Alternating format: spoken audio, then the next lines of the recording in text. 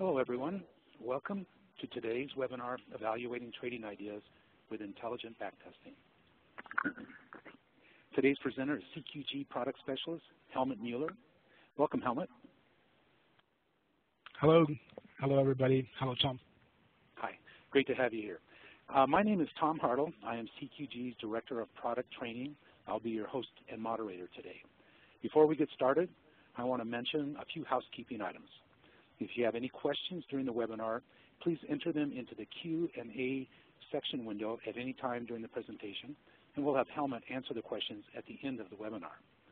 If you are viewing the presentation in full screen mode, you can find the Q&A box in the WebEx toolbar at the top of your screen in the drop-down menu on the far right.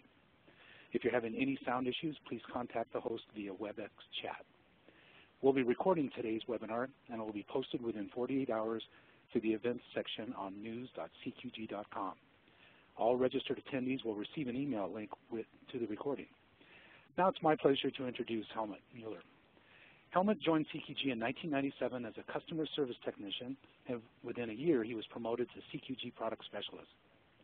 He is based in Frankfurt, Germany, and he both works with CQG customers as well as training CQG employees throughout Europe. His expertise covers advanced options modules, trade system programming, designing chart conditions, developing custom studies, auto trading, and all other aspects of visualizing and testing trading theories. In addition, for the past year, Helmut has been posting backtesting tips and other topics in the Traders Code column in the commentary section of news.cqg.com. Welcome, Helmut, and now I will turn the webinar over to you. Thank you very much, Tom, for the introduction, and hello, everybody, and thanks for joining. It's a pleasure doing this and for having the opportunity to show the backtesting module of CQG to this audience today.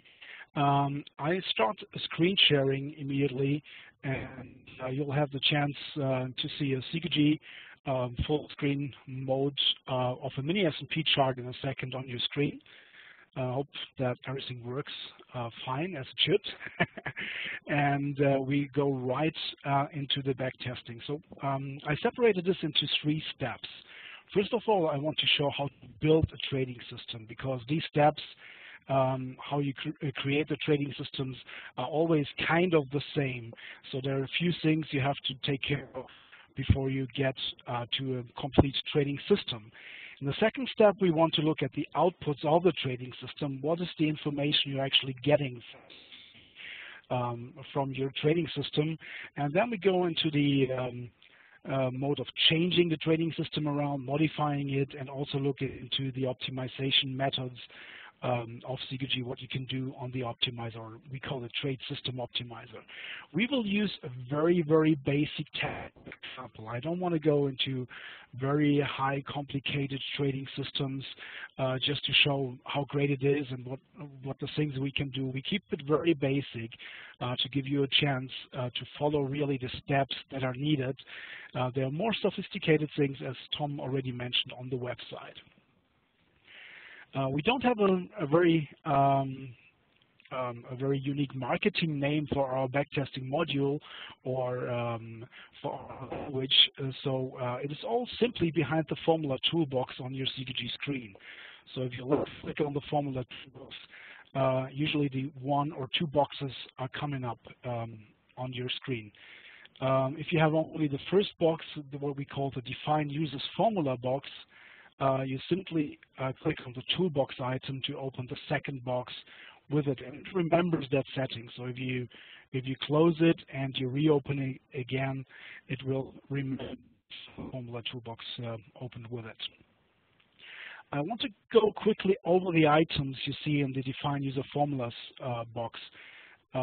Very, very briefly, because I don't want to spend too much time on it. We have the Q formula section.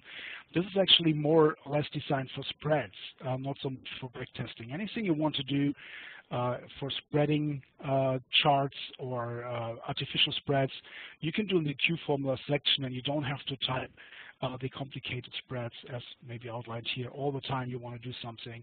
You just simply type Q1, Q2, Q3, and so on. Conditions is something we use very frequently, also in the backtesting arena. for what we call pre-screening. Sometimes you will see in the process that you have to answer many questions to get to real trading. Sometimes it's just easier to just create a simple condition, a yes or no item, to find the actual trading idea in your chart without answering all those questions. So you have several CQG here, how we can do things in the condition sections. User values, I haven't used them too much. We can ignore it for now. That was in the past versions of CQG, it was the only way to store a variable and then reuse it elsewhere. Today in our modern toolbox, we don't need that anymore, but we still have it in there, of course. But in the last, I don't know, 10 years, I can't think of any reason for using that. The fourth item is custom studies. So the difference between conditions and custom studies is a condition can only result in yes or no. So you could say, is this moving average higher than this moving average, or has this RSI crossed the 80 line or something like that on a condition, and it will answer yes or no. Where in a custom study, you will get like a numerical output. You can create lines and be displayed underneath or on top of your chart. Sometimes I use custom studies also in backtesting. If I want to build something that is a little bit mathematically, I can do it in a custom study and build it step by step before I put it in a trade system. And I have to believe that it works when I put it into trade system. As a normal CQG customer of a CQG Integrated Client, you'll have all the first four mentioned tabs, but you don't have the trading system tab unless you subscribe to the trading package. So once you do that, you subscribe to it or you request a free trial from your account manager from the trading system package, the fourth tab will automatically appear in the Define Users formula box. You don't need to switch anything on. You don't need to do anything special. The additional tab will just be there. To create a trading system in this tab number 5, the first few steps are always the same. And we'll go through the process and we'll use, I'm just closing the formula box for a second. We'll use that chart and that very simple example here on the background I have. It's a daily continuation chart from the mini S&Ps, and I just put two simple moving averages on. If I right-click on the moving averages, I can see, well, it's a 7 and a 21 period moving average, so it's nothing spectacular, just our default values, and I will try to build a trading system around these two moving averages. Why do I put this on a chart first? Because I believe our CQG language, our programming language, is more or less a describing language. It's not like C++ where you start creating thousands of variables first. It's more or less you describe what you want to do. And if you're able to describe the nature of your trading system or the nature of your signal over the phone to one of our application specialists, you're almost there to build it yourself. Only a few steps are needed in the beginning for the trading systems. First of all, I need to click here on the New button to create the trading system itself. So I usually give it proper names. Like if I do something with moving averages, I would probably call it something like MA-sys or moving average sys or something like that. For this section, I alter a little bit from that idea to have the four trading systems lined up with the same name. I call it A1, which is actually in the real world not a clever thing to do. If you don't use proper naming after you created maybe 10 or 15 different trading systems, half a year later, it's more difficult to remember what was A1, what is A2, what is A3. So I really recommend to use really good naming conventions that gives you just from the name already an idea what this trading system does. Once I created the trading system, in that case called A1, you can see that the lower area here is still grayed out, so I can't do anything here, I can't create anything here, and I can't change anything here. The logical hierarchy of the trading system is that on top you design your trading system, and in the next level, you have to design your trades for this trading system. And we're going to do this here on the right-hand side where it says Trades for Trading System A1. So again, I'm clicking on New, and a trade for CQG is the reason for why I would enter the market. So basically the opening of the position. Again, I try to use proper naming to have it easy if I look at the trading list and see all the trades and try to remember what this is supposed to do.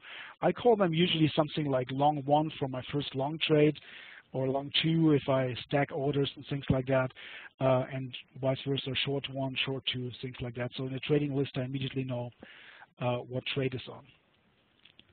Just from the name, the trading system cannot guess in which direction it actually should trade in the market. So the second important thing I have to do on this side, I have to select in which direction my trade actually should trade. So I can turn it off for engineering reasons. So if I have multiple trades, I can turn it off for the moment without losing all the coding I have done. And I tell them to trade long, to buy a market, or to trade short here on that use as piece up here. Only after I created the trade, the second half of the formula toolbox has come to life. So now I can define the entries. I can switch through the different tabs here and put my coding in here. And I can design multiple exits to this trade. So this is again going back to our hierarchy. We have one reasons for going into the market, but then we can have several different exits why we would leave the market. In real trading, that might be your classic stop loss, like after you enter the position, you put a stop loss at a certain place. It might be the reversing signal, like if we follow moving averages, like if the moving averages turn back in the other direction, you want to reverse your position, that must be an exit. You can have different kinds of exits, but there could be multiple exits in that column, and they all will be created on the new button. And of course, last but not least, you can define transaction costs to the trading system, like fixed or on per contract base. Let's start with a simple entry of the trading system. That's usually what we do. We start building an entry into the trade. And probably the most difficult section people get started with trading system is the section right here, the order type. We do have 4 different radio buttons here to select the order type, and these order types actually results into I need to get rid of that painting here. Here we go. Sorry for that. So these 4 different tabs for order types will actually lead to 2 different scenarios. We have market orders, we have stop limit and stop limit orders, and the 2 different scenarios are what we consider as a trade being event-driven.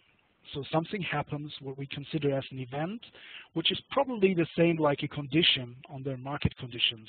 Like we could say, if one moving average crossed above another moving average, this would be an event. We can say, okay, did it happen on this bar? No, it didn't. Did it happen on this bar? Yes, on this bar it happened. And we use that event to actually trigger the trade. The second option is a stop limit or even a stop limit order. In these 3 cases, the trade is actually triggered by a price.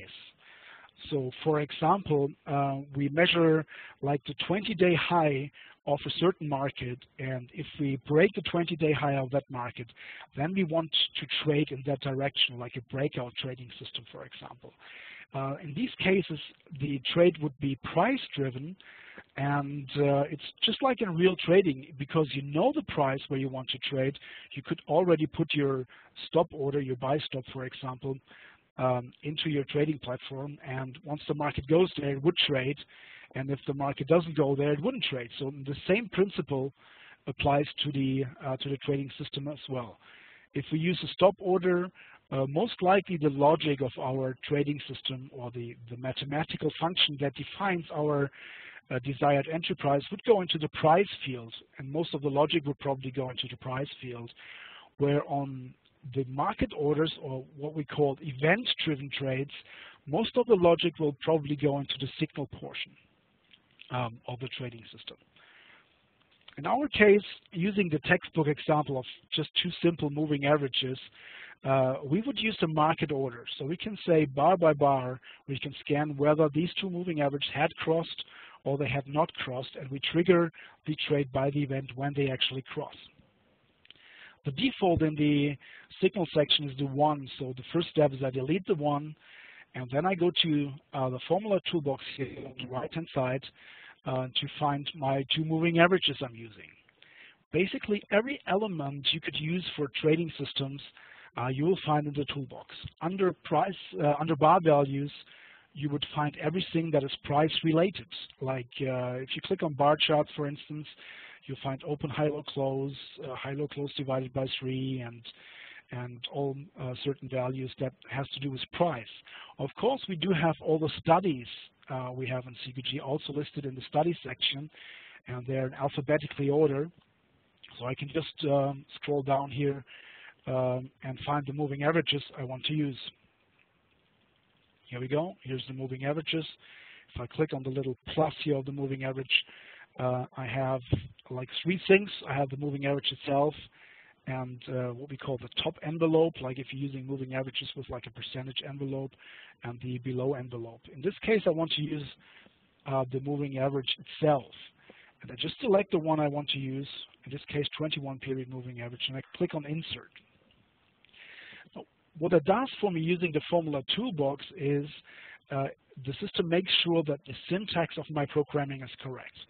I don't have to type anything. I don't need to know where the comma goes. I don't need to know where the @ sign actually goes. If I use the toolbox, I'm pretty safe that I do everything correct from the syntax, and that's what we recommend people doing. I could also use the keyboard by just typing the piece of code if I know exactly what I want to do, and I can also start registering a moving average on the keyboard by just do that again, but just typing MA and open brackets, and then it would recognize, okay, this must be a moving average, and it puts in the rest of the moving average. But in the beginning, especially in the beginning, we really recommend using the formula toolbox and use more like a mouse point and click piece in the beginning. So my first line of code here says, okay, if the 21 period moving average crosses above another 21 period moving average, which is impossible, of course, and then we would trade. The X above I found actually on the special section of the toolbox, things like crossing above or crossing below, or to see if a slope of a study is moving upwards or downwards or something turns. Some really helpful things I found in the special section here.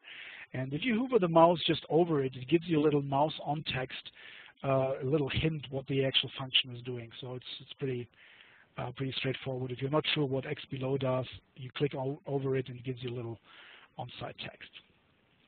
Back to our signal here. So if one moving average crosses above the other moving average, and I just used 2 times the 21 period moving average, and that would never cross, of course. So I can highlight the whole section of code, even if it's more complicated, a more complex piece of code. I can go to setup, and I get every element I used in my coding. I get the setup dialog for that. And in my case, I want if a shorter, quicker moving average, let's say a 7 period moving average, crosses above the 21, the slower moving average, this would be the trigger for my trade. Okay, if I click OK, it does that for me. Now it's the 7 period moving average on the left-hand side, crossing above the 21 period moving average on the right-hand side. And if that happens, we would like to trigger a trade. The next thing we need to decide is on which price we would actually trade. So this is done in the price tab here. And by default, the price tab always sits on close. So the quick and dirty method, this is quite okay. We can say, okay, in one bar, if the moving average 1 crosses above moving average 2, at the end of the bar, we fire the trade, like very close to the end of this particular bar, and we assume that we get in the backtesting the closing price of that bar to calculate our P&L, how much money we make or lose. I call it quick and dirty method because that's what, for the first test of a trading system, most people do. It would be a little bit more correct textbook-wise if we delay the signal, if we say, okay, if the moving average like of the last bar or one bar before, we can do that by adding -1 to it. So if the moving average one bar before has crossed above the second moving average, also like one bar before, so we do both sides by -1, but then we could actually trade on the opening of the bar. So the trading system always triggers on, like the trade is always on the bar we define. So this way, I'm changing that to an open, we delayed the trade by 1 bar. So the closing of the bar happened, the moving average has actually crossed, and now after that happened on the opening of the bar, we fire our trade, and we open the long position. The last but not least, we have to define the size. So how much contracts we would like to place. So this could be a straight number. We can say, okay, I want to trade with 7 lots if that happens, or 10 lots, or 20 lots. That could also be a mathematical formula. So some people use, for example, trading risk. They want to risk $10,000 per trade, and then they calculate via ATRs or something like that how much contracts they actually want to trade at a certain point in time. So that could be fixed numbers, or that could be some kind of mathematical code. If you trade stocks, that would probably be something like an investment of $10,000 divided by the stock price, for example. If you trade Forex, FX markets, that would probably clip sizes of like, let's say 100,000 or probably 1 million. So depending on how big your trade would be on FX. If you have the 1, which is our default in there on FX, you would get very, very tiny wins and losses, and that would confuse the first time you do it on FX. You think, what's happening? Because you're not trading $7 against yen, so that would you'd probably trade $100,000 against yen or something like that. In our example, we use lucky number 7. So we would trade, if that signal appears, we would like to trade with 7 contracts. So now I have designed with these 3 steps, or actually 4 steps. I selected an order type. Because I'm event-driven, I do market orders. I created a little piece of code that describes my event. One moving average crosses above another moving average. We defined a price on which that should happen, an order size, and as the next step, we need to define the exits. How do we close out that position again? So we go to the exit section, and because it can have multiple exits, we also need to click on New to create new exits. Okay, the exits would take a few moments to go over the different options you have in the exits. Just very, very basic. Custom means you design the exit yourself. So you can do everything you can do in the toolbox. You're totally on your own. You build your exits as a custom exit, just the same way we build the entry. The logic is absolutely the same. I do that as an example. I usually call that something like a real or maybe reverse, because I want to reverse my position. So if the moving averages are crossing actually in the opposite direction, I want to close my position, and then as the next step, I would like to go short. So I would call that exit reverse. Custom means I create the exit myself. I click on OK, and I created a new exit, and now I can define the coding for it.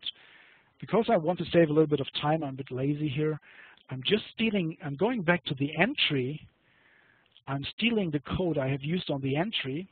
If 7-period moving average crosses above the 21, I just copy that into the clipboard. I go back to the exits, and I just simply paste that into the exits to save a little bit of time. And then instead of crossing above, I just substitute the cross above into a cross below. So it's just the opposite signal. If the 7 crosses above the 21, we go long. And if it crosses below the 21 moving average again, we want to close the position. Of course, always remember, because we have the delay in there, we have the -1, we would also like to do that the open of that bar because the actual signal was on the bar before.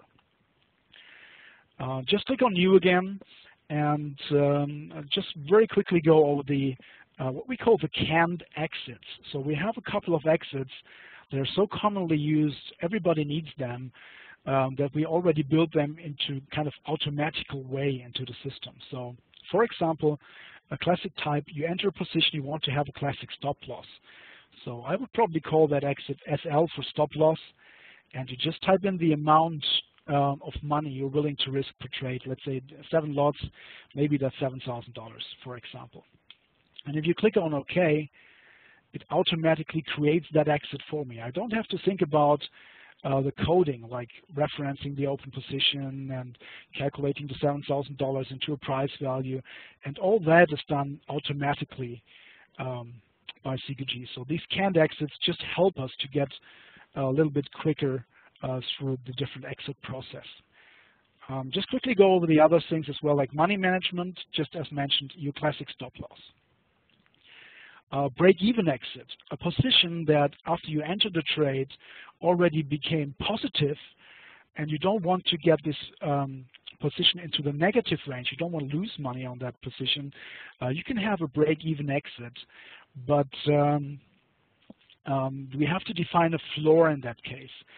Floor means if you enter a trade and the market ticks up 1 tick, and then the next second ticks down 1 tick again, so that would actually be break even. So therefore, in most circumstances, we probably would exit every and all of our trades immediately because the market ticks up and down a little bit. So therefore, we need to define a floor in a dollar value, on the price value, that the market needs to make $1,000 first, and only if it made that $1,000, then the break-even exit is on. This prevents us from getting kicked out immediately. So the market, just canceling that. So like we crossed here, the market needs to go like 1 or 2 bars to get to the first $1,000 mark in your trade, and then the break-even exit would be switched on. Quickly going over the other exits. Dollar risk trailing is a classical trading stop. Just like a stop loss, we can define an amount. And if the market goes into our favor, we would lift on every close of every bar, we would lift the stop into our favor as long as the market goes for us. And if the market goes against us, it would trigger the stop immediately. Percent risk trading is the same idea, but instead of having a fixed value, a fixed amount for the trading stop, we use a percentage. That means we risk a certain percentage of the money we theoretically already made on the trade. So the more money your trade made, so the more the stop actually widens. So it gives us more room to breathe in the stop loss. But it has the same problem as the break even, because if it ticks up 1 tick and ticks down 1 tick, that would be 100% and we would get kicked out. So here's the floor again. So we need to find a value or a win where the trade actually needs to go before this percent trailing exit would work. Profit target quickly. Every trading book tells you to not use profit targets. In reality, I see them actually quite often. So they always say, let the trades run, let the profits flow, and cut the losses. But as a matter of fact, we have profit targets in here. So you enter a trade, and if it reaches a certain value, boom, you could be out of the trade. An entry stop was requested very often to have an immediate stop at the entry bar. So let's say we enter long at a certain bar, then we use, for instance, the low of that particular bar as being our first initial stop. So if the market goes there, it would be stopped out. So all the what we call canned exits, all these 6 exits, you just have to select what you want to do. You have to fill out the fields, and you have to give it a proper name. So for break even, I would probably call it something like BE or dollar risk trading DRT. So then in the trading list later on, I would see immediately what it does. For the moment, I live with the 2 exits, just with the standard stop loss exit and the reversing of my position. That's all I need for the moment.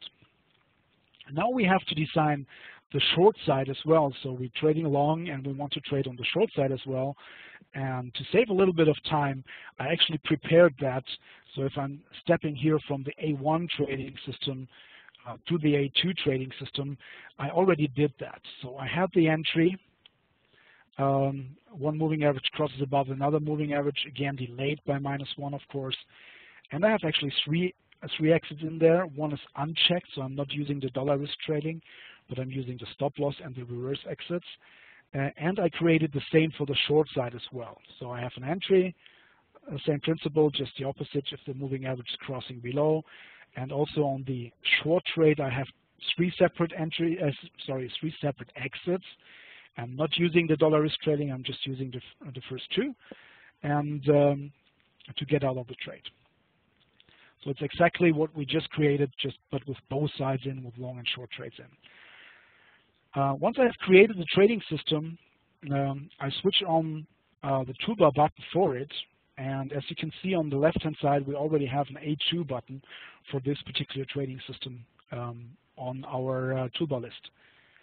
So closing the toolbox, and now, to me, one of the greatest things on the CQG software is, for us, a trading system is nothing else than a study. So if you left-click on your A2 button, on your trading system button, it displays on the chart the same way as it displays as a custom study, as a moving average or an MACD would display. You just left-click on it, and it would be placed on the chart immediately.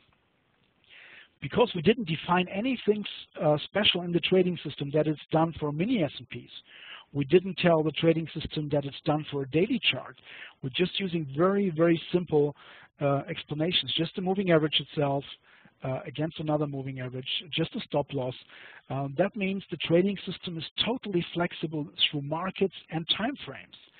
So I'm looking at the mini S&P 500, but if I change that to a U.S. Treasury bond like USA, for instance, the same principles, the same rules will apply, and the trading system will calculate itself immediately and spits out the results of a different market. So I can do that on the European Euro stocks as well. So I go to DSX, and it would calculate the same rules, actually losing a lot of money here on the Euro stocks. So it's totally independent through the markets you want to use it on, and it's totally independent to the time frame you're using. At the moment, we're looking at daily charts, but I can just change the time frame to a 240-minute chart, and the same rules of the trading system would apply as well. So that makes it really, really flexible and easy to use. Now we are on the second section of the trading system. So we showed very briefly, very quickly, how to build a trading system with a simple example. Now we want to look at the outputs of the trading system itself. I'm zooming a little bit into the chart of that section. Here we go. Just zooming in a little bit for that long trade, for instance. What the trading system does, it gives me in the chart itself, with a blue arrow, all the trades itself into the chart. So we can see I'm using the same parameters, of course, the 7 and 21. So here we see the moving average has crossed just after that bar, after that bar. And then we fire the long trade, and you see the naming conventions here. I call that long 1, so that's I see immediately what trade actually kicks in here. And I can see immediately the FL exit was triggered, so that's the stop loss exit. And I can see immediately the P&L for that trade. So we lost actually $9,000 US dollars on that trading system. The blue line gives me the price level on which we entered the trade, so it's the opening of that green candle here. And the little X on the end of that blue line gives us the exit point of that trading system. And this is not exactly on the close of that candle, because in this case it's a stop exit, so it's triggered actually on this long down candle here, on that red candle, when the $9,000 stop loss was triggered. So I put 5 contracts into my trading system, and I put a static stop loss in there for $9,000, and this is why this trade was triggered. I changed the color to blue for long trades, and I changed it to red for short trades. And if we look, for example, in that trade, it's a short trade. It's called short 1. Again, it trades with 5 lots, and again, it loses $9,000. So what happened? The moving average had crossed here but the market actually went back up and we got triggered with a stop loss here. So it's 2 negative trades in a row. But I also want to show you like a positive trade here. As this example, for instance, like again, moving average has crossed on that green candle here. We fire the trades to the opening price. The little dotted line you see below here is the graphical representation of the stop loss we have in place. So if that would be a trading stop, you could see how it would go up from here. So as it's a flat stop, it will stay on that price level. And then we finally exit the trade on the reverse. So actually we exit the long trade, and at the same bar, we also fire in a short trade at the same moment. So it's 2 different actions. So the first step is we actually see the trades displayed in the trading system or in the chart itself. We see the initial trades, and our first duty is to make sure that what we did on the programming phase, that this actually works correctly. So I always double check graphically. I use the same moving averages, the 721, and the same parameters, and I check back several trades to make sure it works as designed. So that's the first step I usually do. Before I look at any P&Ls or any statistics, first step is I look that the trades are actually doing what I wanted them to do. As the next step, we look at the P&L because, of course, we're interested in the P&L curve of the trading system. And scrolling back, as you can see, we have a green histogram and the green line coming up. So the green histogram represents the money our trading system has made, and the money is already back on our account, on our trading account. So it's basically the closed trades. Where the green line on top of the histogram represents the P&L, the money we make or lose, including the open trades. So if you use the cursor here, so we open a trade, we have a theoretical win of the open trade.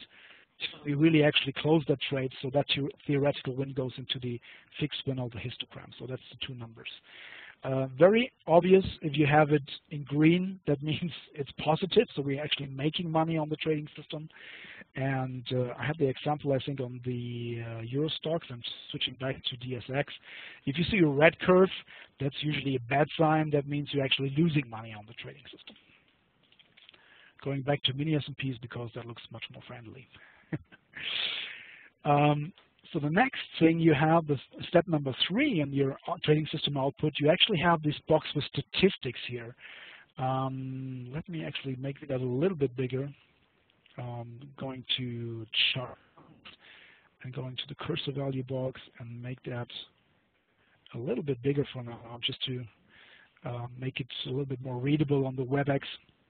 Usually I have that box pretty tiny because I'm more a graphical guy, but for now it's maybe a little bit better to have that open. And just going over the main statistics. Of course, total net profit is it's 70,000 to the point where we are at the moment. It's a cursor value. That means up to this point. So we want to have it for the whole trading system. I need to click enter to get to the end of the trading system. And it's actually only, we lost a little bit of money in the last couple of trades. So the total net profit at the moment is $26,000.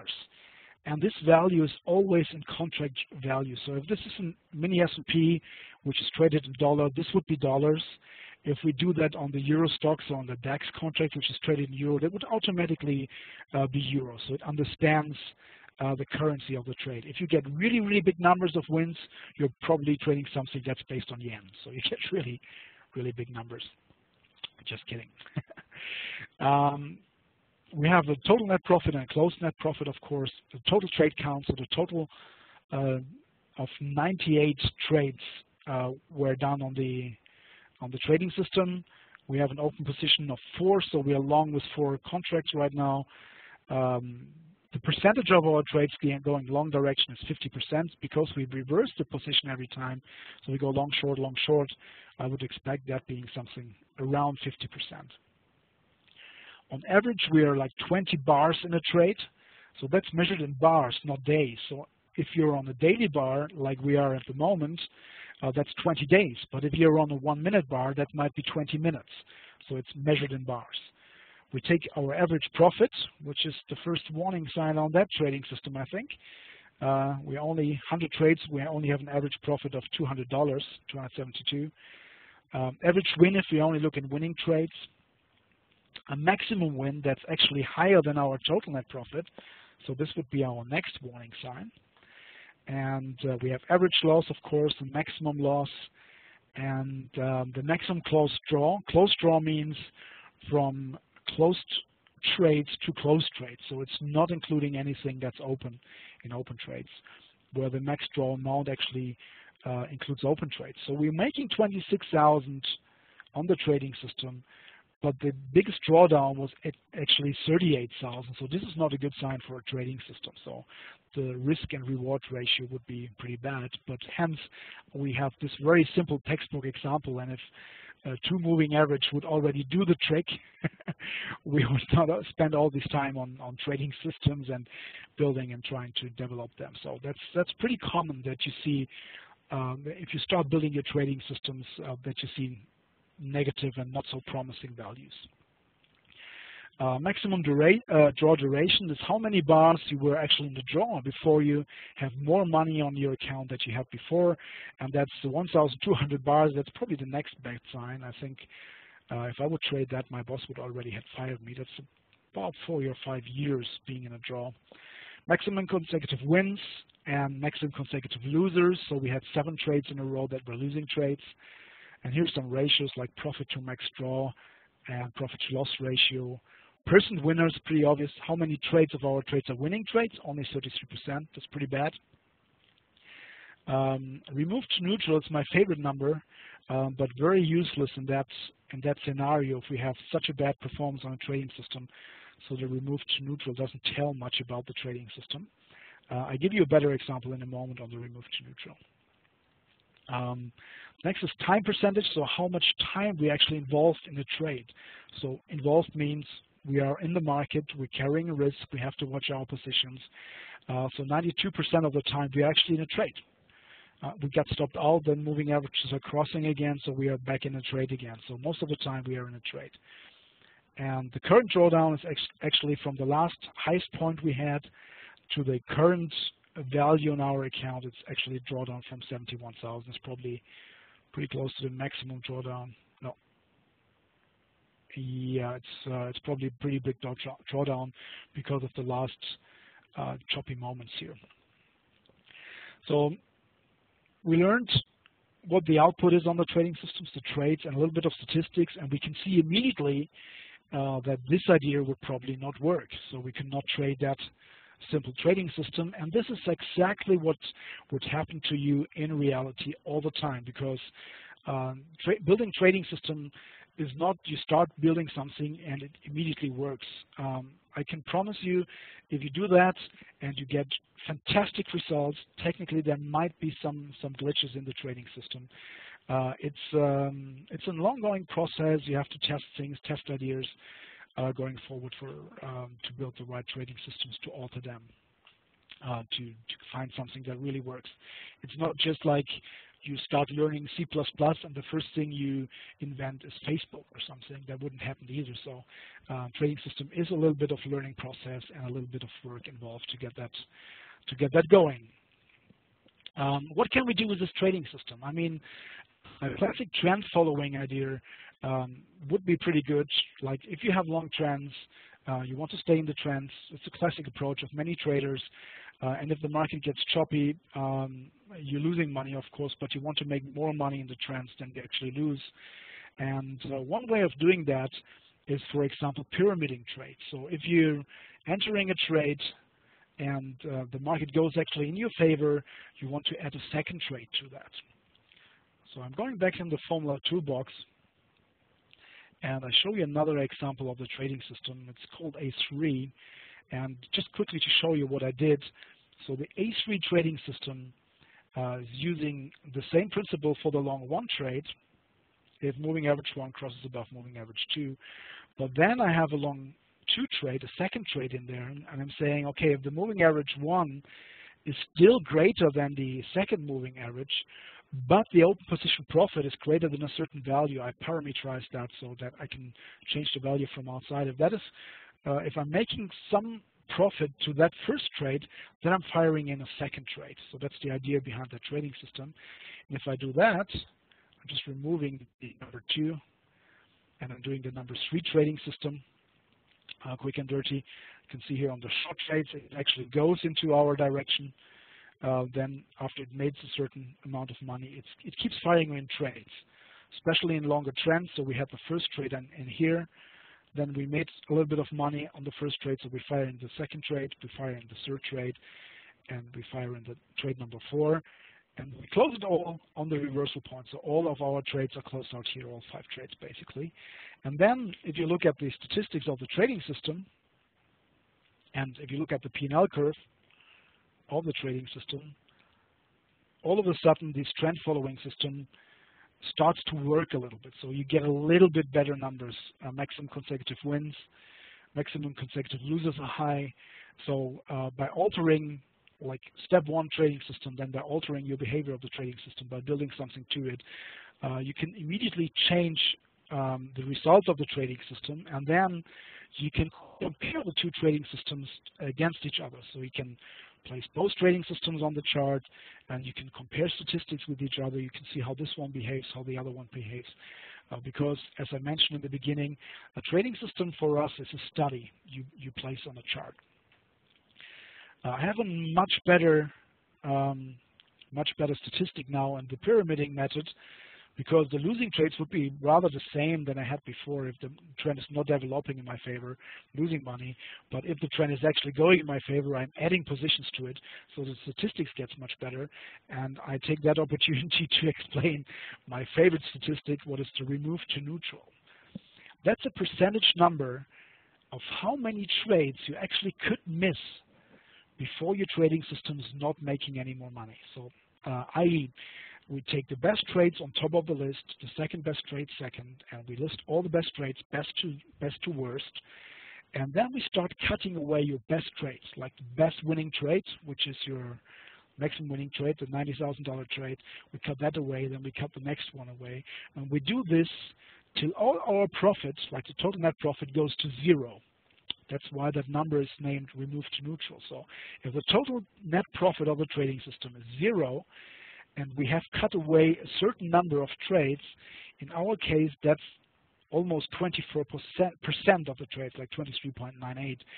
So we cut away 24% of all your trades in your trading system. The total trades is 173 trades, so we're cutting away a quarter of all your trades before your trading system starts losing money. So this is a pretty good and a pretty powerful statistic. If your total trade profit is just done by 2 out of 173 trades, that would be a very, very bad statistic, because you're not sure if that one particular fantastic trade would occur again in the future, or maybe you missed it, you were not in the office at that day, or you were not willing to trade, or you missed it for some other technical reasons. Whatever happened, you missed like the best trade, your total trading system is losing its performance. If you have a high number and remove to neutral, that's a very good stability for the trading system. Okay, that's the a little bit about the outputs and modifying the trading systems.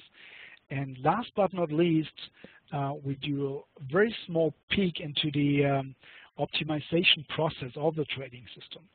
So what most people talk about when they talk about trading system, it's about optimizing the parameters. So I have selected the length of moving average just by coincidence, so 7 and 21. But maybe there's a better set of moving averages, and another. Let's go to modify. Actually, this is already changed to 10 and 24. So I changed that to maybe 1 and 30 as the parameters. If I hit apply, the trading system is recalculated immediately with all the statistics, with all the trades, and we can figure out what would be the best of the 2 moving averages. So we can let the computer work that out instead of doing that manually, going through all the different steps. We have a tool that's called Trade System Optimizer. So if I right-click on the P&L curve, I can just straight away go to Optimize. And I could specify from here what I would like to optimize. Comes up on the wrong window. So all the parameters I have defined can be optimized statistically. So I check the ones, I get start end values from, let's say, my first moving average. The fast moving average could be anything between 1 and let's say 30. And the second one technically could also be anything between maybe 1 or 2 and maybe 50. So this gives us 870 different combinations of moving average, like 1 against 2, 1 against 3, 1 against 4, and so on. It's actually, sorry, it's again 1,470 different combinations. And once we start the optimization process, it starts to calculate all these different sets of parameters, and it spits out the performance and all the other statistics as well, so I can look at it. I can close that for the moment because I already did that before to save that time. It takes about 2 or 3 minutes to calculate, depending on how many instances you calculate, and I did that for a particular trading system already, and that's the reason for why I had the 10 and 24 period in there. That was the best output I could find with the trading system on my optimization run. So I see all the parameters. I can have a look at all the statistics like the total net profit, closed net profit, all the trades, the maximum winnings. I can sort every of those columns. I can say, okay, I want the one with the best average profit, so I can just click on the columns and sort these columns. So there's certain things I could manipulate. And also, we do have a graphical representation of the optimization results. So if I click on graph here, it gives me this little 3-dimensional graph, which is actually, it's looking at average duration. I have to change that to total net profit. So here we go.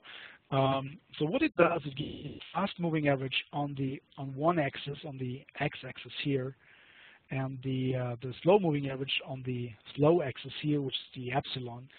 And on the z-axis, it gives me the actually total net profit the trading system does.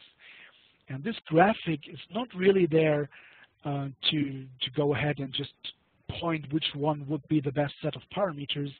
It gives you more or less a feel of the stability of the trading system.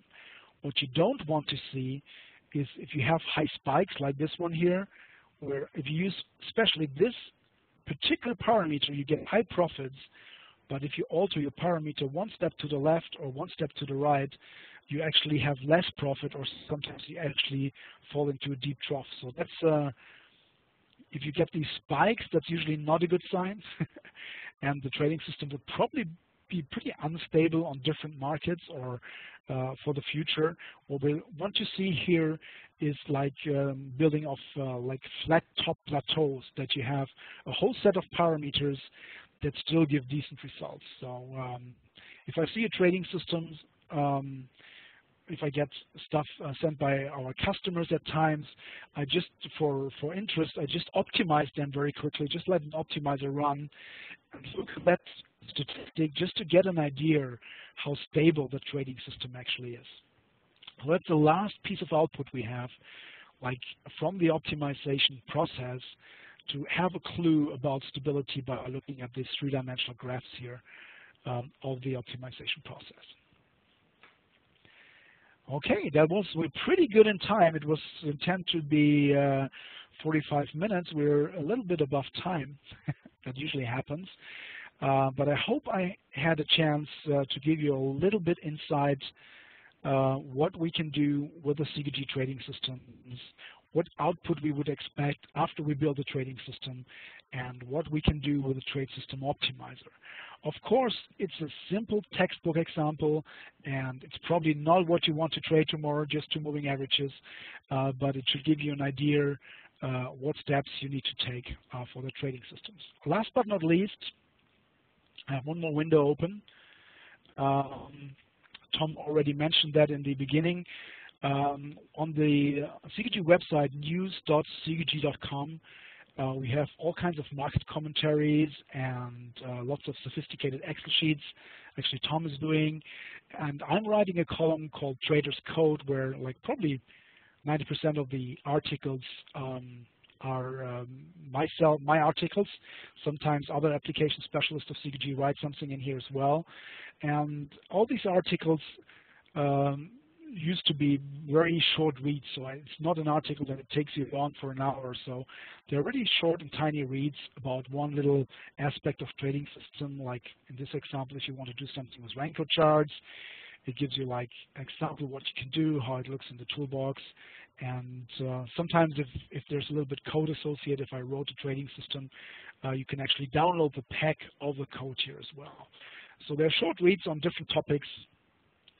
It's called Trader's Code, and if you want to have a little bit more insight, Tom told me, I think the 25th article now has gone into that, and we keep adding those articles here on different topics of backtesting. So feel free to look at them, to read through them if you don't understand something of it, if you have questions on it, or if you have any comments, feel free to contact me, to drop me an email, and I'm happy to help. I think we're ready to go back to the Q&A section. I suggest to keep the windows open here for the Q&A, because if I need to show something on the windows, that would probably be the easiest way to go through. Sure. Hey, thank you very much, Helmut. That was really a nice presentation, and you covered so many of these features in this backtesting that we have for CQG. So we do have some questions. One of them, can you take a quick minute to illustrate setting multiple parameters for initiating a trade? As your presentation just had one parameter for initiating a trade. Yeah, that's correct. So we're going back from the toolbox. So I had only a very simple approach on the trading system. That is absolutely correct. I want to keep it as simple as possible. Like if one moving average crosses above another moving average. Of course, real trading systems will be far more complex, and you can add certain things to it. You can just go ahead and say, with AND functionality, you can say, and at the same time, whatever, the RSI must be below 50, and the high of this bar must be greater than the high of the bar before. So you can add certain rules to it before it fires the trade. So it can have very complex trades, and you can just make that box bigger. If it really gets complicated, just open up the box a little bit, and with AND or function setting brackets, you can change multiple things around. And what I didn't show, because I didn't want to spend much time on it, instead of using the 7 and 21 period fixed, I cheated actually a little bit. I'm using parameters, things I want to change and I want to modify from the outside. I actually put into parameters using that parameters dialog, which is just right here. And instead of hard-coded 21 period, I had actually a fast and slow and stop loss and risk management set as parameters that I can be able to change them from outside. Okay, thank you. Display of exit, stop, and risk weren't covered. Can you quickly touch upon those? Yes, the exits, the canned exit basically, the risk management or the money management stops are usually automatically billed, and they're billed upon price. So we use dollar. We say if it's a euro contract, of course it's in euros. We can automatically define them by just putting in a value, saying I want a stop loss, and this should be at $15,000. And you click OK, and the exit is done. Of course, you can do everything else. You can have risk exits based on ATRs.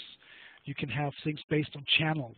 But then you need to go ahead and use the custom exit, and you have to build it on your own. So there's several millions of ways to build exits.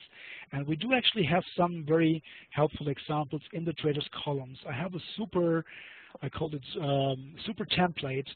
I have a super template in the traders code column where I use all the exits, and you basically can switch it on and off and play around with them. Okay, thank you. Is it possible to run this system testing on portfolio of contracts? At the moment, it's only designed for single chart. We could do like a basket. So we could create a chart for a certain basket, assuming like we do whatever, 10 mini S&Ps and 20 treasury bonds. So we create a chart with that basket, and then we can run the trading system on it. But it's just a little bit of a workaround. It can't do real portfolios at the moment. Thank you. How far can we backtest, say, a spread going back 5 years, and the triggers were nothing more than dates for entry and exit? Okay, that's also one of the little things I keep hiding here. Little of the secrets. I didn't show that part because, as you see, there's so many different things you can do. If you go to Modified Trading System, like in this case A3, there's a time range section, and by default it goes back 1,000 bars. In my case, it goes back 2,000 bars. The maximum we allow is 15,000 bars. So if you're trading on a daily chart, that's a couple of years. So that wouldn't be a problem. But if you're trading very, very small time frames, like maybe 1 minute bars or 5 minute bars, then you can only go back 15,000 bars. There's actually a way to tweak it up to 30,000 bars. So if 15 is not enough, we can tweak it to 30, but that's really the maximum. If you need more than 30,000 bars, you need to do it step by step. So you test the first chunk of 30,000 bars backwards, and then you start at a certain date where it stops, and you test the next chunk of 30,000 bars backwards, and so on and so on. You need to do it in steps to get more at once. It's a limit we put in on purpose because it can get really, really data intensive. If you imagine you have 500,000 1-minute bars back on the mini S&Ps and you have multiple trades and pyramids, that would be really computer intensive. Okay. And because this is a study, as you've mentioned numerous times, and we can chart spreads, you can use this system tester on spreads, correct? That's correct, yeah. It can be based upon exchange-traded spreads, of course. That's bar spreads, and it can be also done on artificial spreads. If you're using indicators that need real bar values, like stochastics, for instance, or MACDs or things like that, the indicator needs bar values, then you need to create your spread in a bar value instead of a straight line. So the simple spread usually is if you do mini S&Ps minus US Treasury bonds, making that up. For example, if you have a line chart, it would spit out the trading system on a line chart as well. You need to remember in the background, if you use some indicators in your trading systems that are calculated off bar values, that you build the spread in a proper way with bar values. And so we'll also work with Q formulas and fine too. Yeah, correct. Mm-hmm. And then could you just take a quick minute again and show how you access the optimizer window and a few just steps on selecting the parameters for that, please? Okay, I did that really quick because we're running out of time, but I think it's good to go in there again in the Q&A section. So the easiest way to get to the optimizer is out of the chart itself. So I go to the P&L curve, because what I want a better P&L curve of my trading system. So I right-click on it, and here's the optimization directly. So optimize my trading system, right-click. It gives me that trade system optimization window. First of all, I need to specify the things I would like to optimize.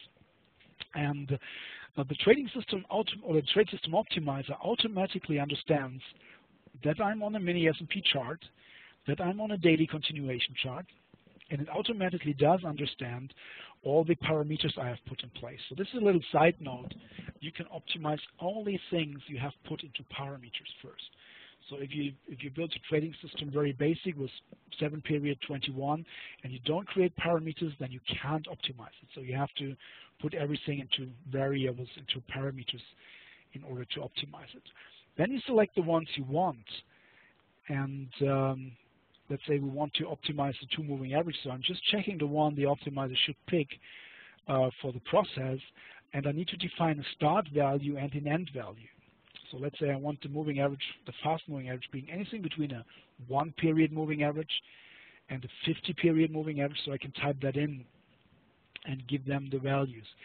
The problem or the glitch with that is if you have multiple parameters in there, it's the number of steps get very, very high. So let's say I do the second moving average between 1 and 70. So we're already at 3,500 different combinations of the two moving averages. So if I add a third parameter to it and say, okay, I want the stop loss to be optimized as well. So the stop loss could be anything between $5,000 and maybe it could be $30,000. Of course, I don't need $1 steps. I could calculate it in steps of $100. So now I have a third parameter in, and all of a sudden we're looking into 1 million combinations of possible combinations between this moving average, the second moving average, and the stop loss. And then the whole thing again. So the number of iterations immediately explodes if you go to many, many parameters. So you have to be careful with that. And what I usually do, I do it in 2 steps. I would optimize only a set of parameters and then go to the second set in the second step, and then maybe going back to the first step. That's a little bit safer. Another thing we provide in that respect, we can use 2 different algorithms. So exhaustive, which is the default, means we calculate every possible combination of the parameters. If you go to genetic, it uses very sophisticated mathematical method. I would call it survival of the fittest, where you define the number of steps you allow it to do. Instead of whatever 100,000 steps, you allow it to do, let's say, 10,000 steps, and then it uses a mathematical formula to try to narrow as good as possible to the working parameters. I don't want to go into detail on the mathematics. That's another half an hour to talk about what you can set up here, basically. But that's another way of limit the number of steps. If you want to do it, if you end up with more than 100,000 steps, then you go to genetic and you calculate not all of the possible combinations. That it gives you a little bit of lag in the graphics, because only the full graphic, the 3-dimensional graphic, is only there if you have all steps, of course. Okay, 1 or 2 last comments. One, this is only available in CQG Integrated Client. It's not available in QTrader. And then finally, you are backfitting, optimizing over a one time period. How do you address that, like such as in-sample, out-of-sample, where you do the same system on a different time period in terms of dates and things like that? Yeah, this can be done manually. So the same way I set up the period on the chart from where to where, from which date to which date I would like to see the backtesting result. The same way I could also set up certain thresholds, or I can go here to set up and set different chart parameters, and also just looking for the periods. So probably the easiest way for the time period, you could also set like here's the days back. The time period, you can say, okay, you test your trading system not like with just the last 6 months of data or something. You can start testing, let's say, from the whole year 2013. You optimize it on January 2013 to December 2013. And then you look how your trading system would have done in the first couple of months, 2014, if it's still stable. So you can do this in and out sample, but you have to do it manually. There's no like one checkbox click where it does that automatically. You can select certain time ranges for the chart itself, for the trading system itself, from where to where it shows you the results. And this can be done for the optimizer as well. You select the date from where to where you want to see it, and it optimizes only on that sample of data. You have to make sure that you actually have access to that amount of data. And thinking about if you're looking at intraday charts of a certain time period 5 years back, you have to subscribe to our extended intraday data, of course. Okay, that was really great, Helmut. We have a few other questions that we'll just email directly to you. So this is we're going to be closing the webinar here shortly. Again, Helmut, thank you very much for your time, and everyone else. We hope that you got a lot out of this. You can see here Helmut's email address, helmut@cqg.com. He'd be happy to address any other questions you have. Thank you again, everyone, for your time, and I hope everyone enjoyed this very informative webinar. Thank you. Well, thank you. Thanks for hosting that, Tom, and have a good day. Thanks.